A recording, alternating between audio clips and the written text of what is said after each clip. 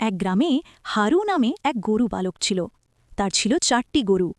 3টে গরু প্রতিদিন ভালো দুধ দিত, কিন্তু একটি গরু খুবই কম দুধ দিত। হারু খুব চিন্তায় পড়ে গেল। সে ভাবতে লাগল, আগে তো এই গরুটিই বেশি দুধ দিত, এখন হঠাৎ কম দিচ্ছে কেন?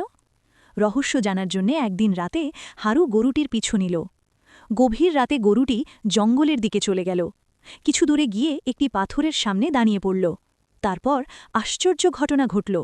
গরুটির বাট থেকে নিজে থেকেই দুধ ঝরতে লাগল এবং সেই পাথরের উপর পড়তে লাগল। হারু কাছে গিয়ে দেখল, ওটা আসলে ভগবান শিবের পবিত্র শিবলিঙ্গ।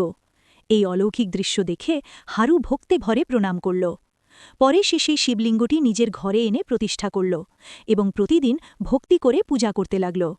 ধীরে ধীরে ভগবানের কৃপায় হারুর ভাগ্য বদলে গেল। তার গরু বাড়ল, দুধের ব্যবসা ভালো চলতে লাগল, আর সে ধীরে ধীরে ধনী হয়ে উঠল। কিন্তু হারু কখনো অহংকার করেনি। সে গ্রামের গরিব মানুষদের সাহায্য করতে শুরু করল। কখনো খাবার দিত, কখনো কাপড় দিত। সবাই তাকে ভালোবাসতে লাগল। হারুর বিশ্বাস ছিল, ভগবানের কৃপা পেয়েই সে সুখী হয়েছে, তাই মানুষের সেবা করাই তার সবচেয়ে বড় ধর্ম।